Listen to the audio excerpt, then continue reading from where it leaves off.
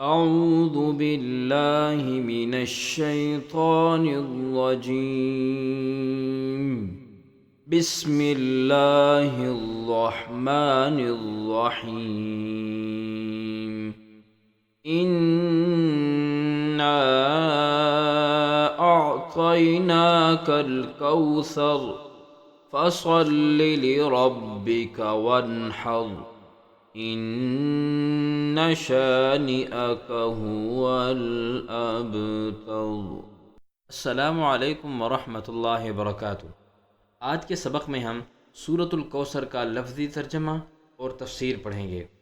اعوذ باللہ من الشیطان الرجیم، بسم اللہ الرحمن الرحیم۔ انا اعطیناک الکوثر، انا بے شک، اعطینا ہم نے عطا کیا، کا آپ کو، کوثر کوثر بامحاورہ ترجمہ ہوگا بے شک ہم نے آپ کو کوثر عطا کیا۔ فصل لربک وانحر، فصلی پس آپ نماز پڑھو، لربک اپنے رب کے لیے، وانحر اور قربانی دو۔ با محاورہ ترجمہ ہوگا بس آپ اپنے رب کے لیے نماز پڑھیں اور قربانی کریں۔ ان شانئک هو الابتر، ان بے شک، شانئک آپ کا دشمن، ہوا وہ، ابتر دم کٹا ہوا، نامراد۔ با محاورہ ترجمہ ہوگا بے شک آپ کا دشمن ہی ابتر ہے۔ سورۃ الکوثر کی تفسیر۔ انا اعطیناک الکوثر، بے شک ہم نے آپ کو کوثر عطا فرمایا۔ کوثر جنت کے ایک حوض کا نام بھی ہے اور ہر خیر کثیر بھی اس میں شامل ہے، جس میں دنیا و آخرت کی ہر خیر و بھلائی شامل ہے۔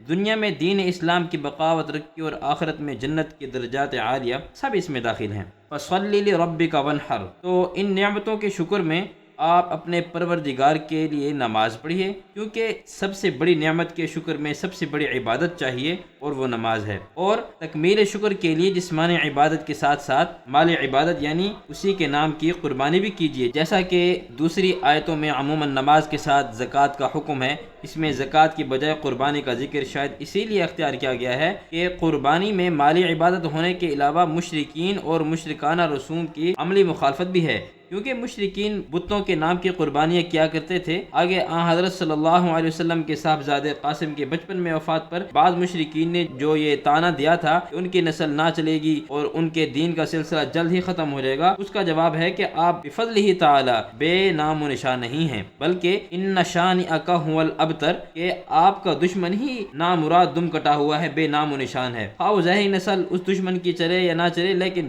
دنیا میں اس کا ذکر خیر باقی نہیں رہے گا، باخلاف آپ کے کہ آپ کی امت اور آپ کی یاد نیک نامی، محبت و اعتقاد کے ساتھ باقی رہے گی۔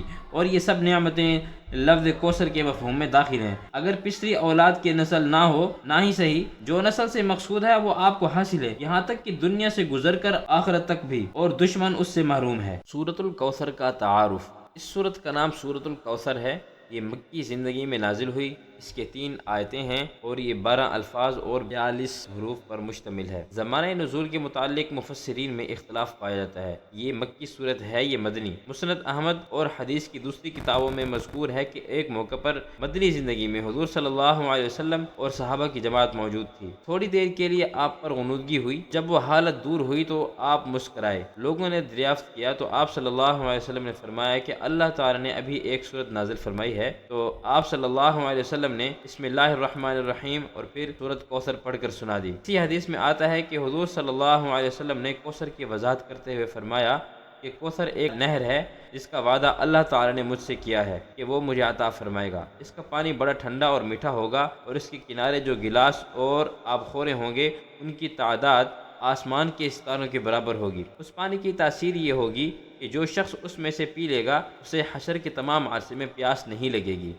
سورۃ الکوثر کا شان نزول۔ مذکورہ حدیث سے معلوم ہوتا ہے کہ یہ سورت مدنی زندگی میں نازل ہوئی، مگر عام مفسرین کرام بیان فرماتے ہیں کہ یہ مکی سورت ہے۔ اس کا شان نزول اس طرح بیان کیا جاتا ہے کہ حضور صلی اللہ علیہ وسلم کے 2 صاحبزادے حضرت قاسم اور حضرت عبداللہ، جن کے لقب طیب اور طاہر تھے، مکی دور میں ہی فوت ہو گئے۔ تو مکہ کے بعد مشرک، جن میں عاص بن وائل اور قعبہ بن ابی معیط پیش تھے، حضور صلی اللہ علیہ وسلم کو طعنہ دیتے تھے کہ آپ بے نسل ہیں، کیونکہ بیٹے بچپن میں ہی فوت ہو گئے، اس لیے آپ کی نسل آگے نہیں چلے گی اور نہ ہی آپ کا دین باقی رہے گا، کہ آپ کی زندگی کے ساتھ ہی ختم ہو جائے گا۔ یہودیوں میں سے کعب بن اشرف بھی اسی قسم کی باتیں کیا کرتا تھا، تو اس طعنے کے جواب میں آپ صلی اللہ علیہ وسلم کی تسلی کے لیے اللہ تعالی نے یہ صورت نازل فرمائی۔